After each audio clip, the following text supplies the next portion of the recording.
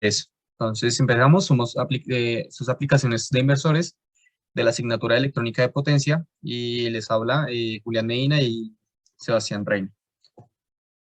Entonces, pues en esta presentación vamos a intentar, pues como se mencionó anteriormente, revisar específicamente dos ejemplos, dos circuitos que ya presentaremos más adelante, en los cuales vamos a instruir tanto, esperamos, a personas que ya estén experimentadas como a personas que estén pues iniciando en este mundo de ingeniería de diseño y electrónica de potencia. Inicialmente vamos a hablar un poco de conceptos básicos para pues contextualizarnos en el ambiente de lo que vamos a hablar de los circuitos. Tenemos entonces lo que se conoce como rectificadores. Los rectificadores básicamente son un conversor que convierte una energía de tipo AC a una energía de tipo DC. Para los que no saben, AC es una corriente alterna y DC es una corriente directa. También es conocido como conversor de valor absoluto y estos se presentan en diferentes tipos. Pueden ser monofásicos y trifásicos. ¿Qué significa esto? Monofásico representa solamente una fase y trifásico tres fases que están pues, diferenciadas por un desfase de 120 grados entre cada uno. Cada uno de estos dos circuitos, monofásico y trifásico, puede ser de onda completa o de media onda.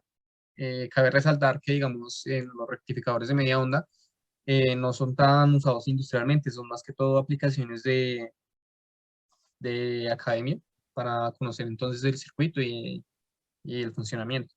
Podemos ver entonces la salida del circuito como observamos en la figura 1.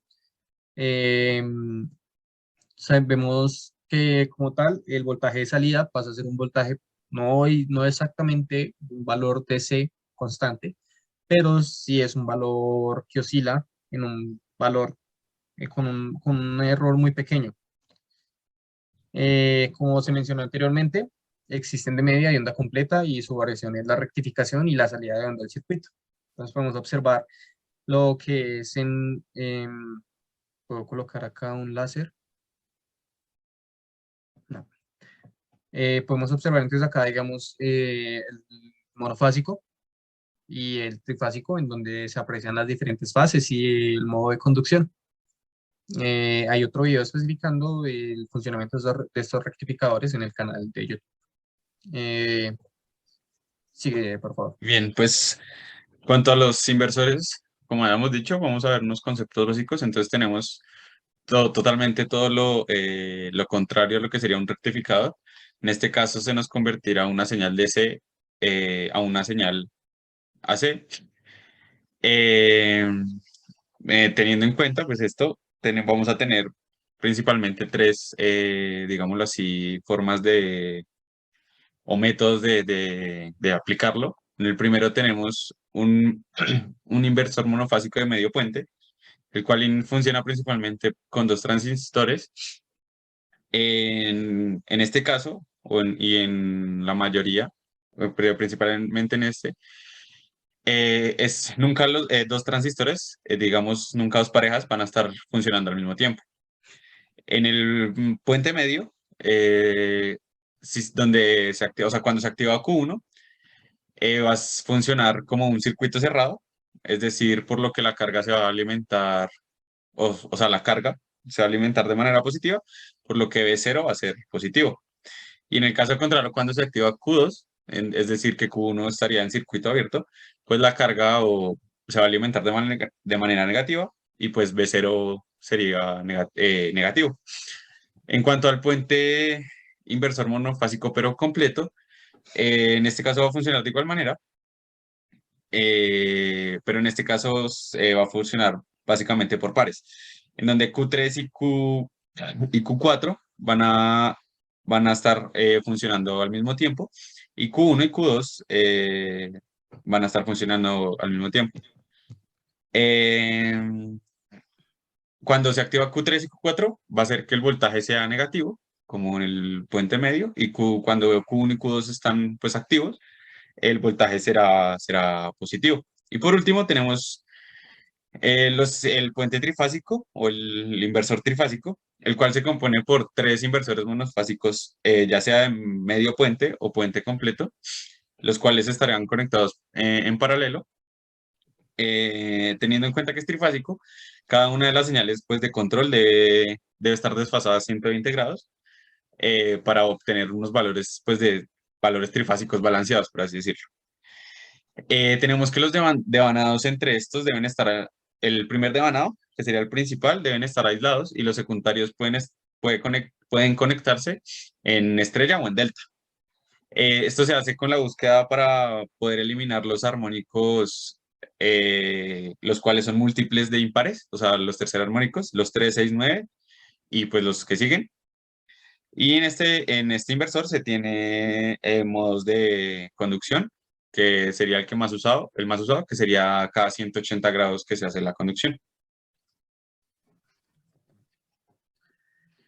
Bueno, para llegamos al punto de este video, vamos a explicar el primer circuito, el cual es un controlador de cambio de fase controlado por PWM.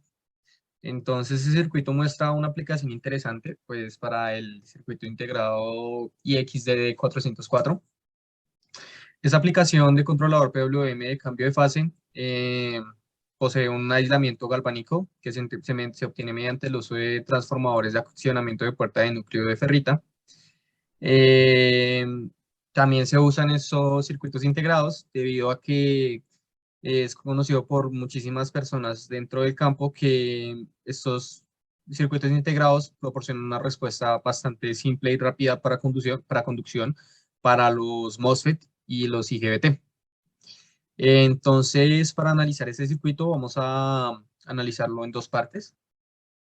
Está la parte del circuito integrado del PWM y como tal la parte ya de accionamiento de voltajes, en donde están presentes pues otros subcomponentes como es el circuito de protección, el circuito de encendido y apagado, conocido mayormente como switcheo, y pues como tal el circuito también de carga. Entonces, como podemos observar, entonces se encuentra la disposición de accionamiento de puerta acoplada por transformador para puente H en un controlador PWM de cambio de fase a frecuencia de conmutación fija. Ese sería un nombre como más elegante, específico para señalar este circuito.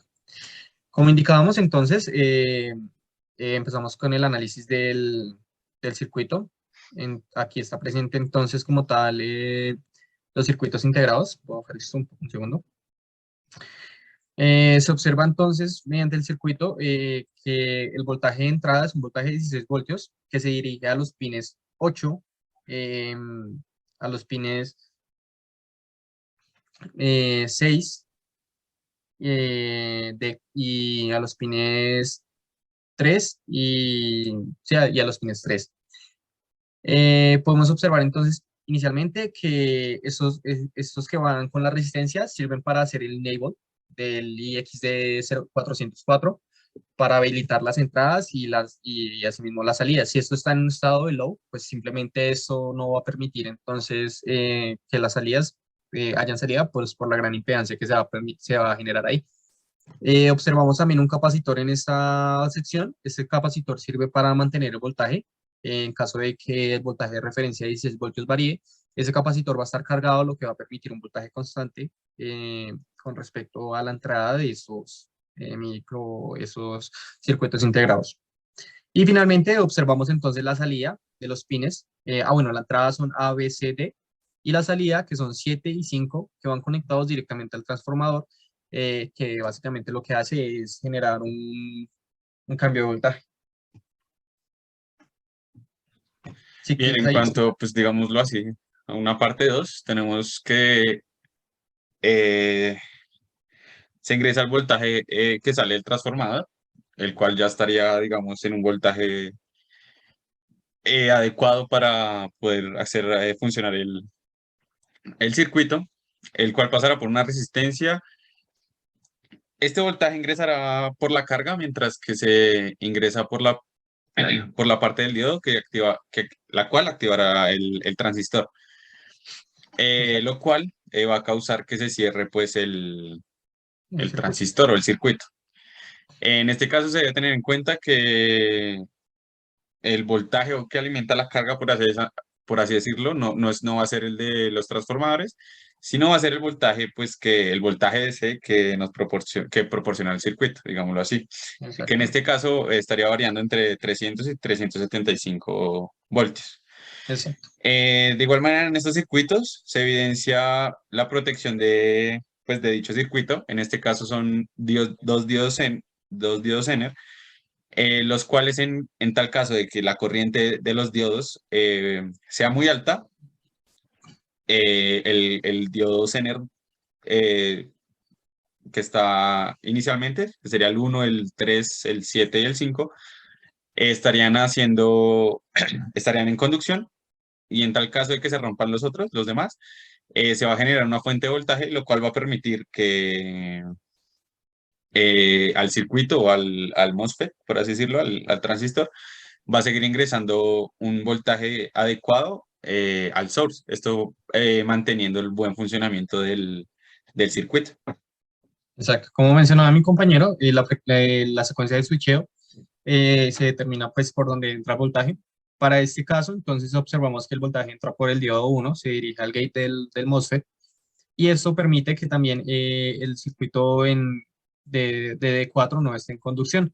En cambio, podemos observar entonces que si este está activo, el circuito que estaba acá en D3 también va a estar activo. Y esto finalmente pues llega a la carga que pues es lo que va a generar entonces el cambio de fase del circuito. Asimismo, se presenta el switcheo para D2 y D4, en donde pues ahí sí entra por el voltaje entra por el source, pues ya no permite entonces la conducción los otros dos pares que acompañan el circuito, los otros dos pares de diodos que acompañan el circuito. Muy bien, en cuanto al circuito 2, tenemos que este es un driver para un motor trifásico, el cual inicialmente se puede implementar en un vehículo, ya que este circuito implementa un sistema de frenado regenerativo. Esta parte, digamos, este circuito lo dividimos en tres partes principalmente, en cual la primera, siguiente reina, por favor, en cual la primera sería la parte del controlador, en donde inicialmente vemos que tenemos el micro, el controlador, el cual nos brinda tanto la señal de del freno regenerativo y del PWM para pues, las fases del motor trifásico, en este caso. De igual manera, estamos viendo un HCPL316J, el cual es un optocuplador, el cual nos sirve pues, para proteger lo que sería el controlador de las corrientes inversas u otros problemas que podamos tener en este circuito. Ya vemos que es un circuito de protección. Como siguiente, se tiene un conversor DC a C, no, el anterior, DC a DC, el cual está en la parte superior derecha, el cual se encarga de alimentar el circuito IXDD411PI, el cual va a ser el controlador de puertas de 14 amperios. Y de igual manera tenemos C1 y C2, los cuales son unos capacitores de protección. ¿Vale? Entonces, pues para la segunda parte, tenemos entonces el circuito que funciona como un rectificador, ya que cuando se activa el freno regenerativo, el motor funciona como un generador, el cual genera una señal AC y llega a este rectificador, convirtiendo a una señal DC, para así pues pasarlas a las baterías del vehículo y posteriormente pues ser recargadas. Bien, como parte 3 ya tenemos lo que sería eh, el inversor, que es lo que principalmente nos compete en esta parte del circuito. Tendríamos un inversor, el cual tenemos un DCAC, el cual manda una señal DC por cada fase, teniendo en cuenta pues sus protecciones, que en este caso serían el diodo 15 y el MOSFET 14. De acá sale una señal convertida a AC, la cual principalmente entra, El circuito de digámoslo protección. así, a una resistencia de precisión, que sería el circuito de abajo, en donde esta resistencia de precisión nos va a permitir proteger el circuito. Eh, Esta resistencia nos permite conocer la corriente que se está suministrando en el cátodo, la cual pasa por un op-amp y una serie de filtros. Inicialmente se pasa por un derivador y pues por un diferencial para pues restar la señal eh, que digamos sale del inversor y de la que está llegando al rectificador que ya explicamos. Y esta señal básicamente va conectada al controlador, la cual va a funcionar como una señal de error, para así poder, para que el controlador sepa si hay algún error o no en el circuito. Digamos que así funciona este circuito y funciona así. Listo. Bueno, eso fue todo por este video. Y hasta luego y muchísimas gracias.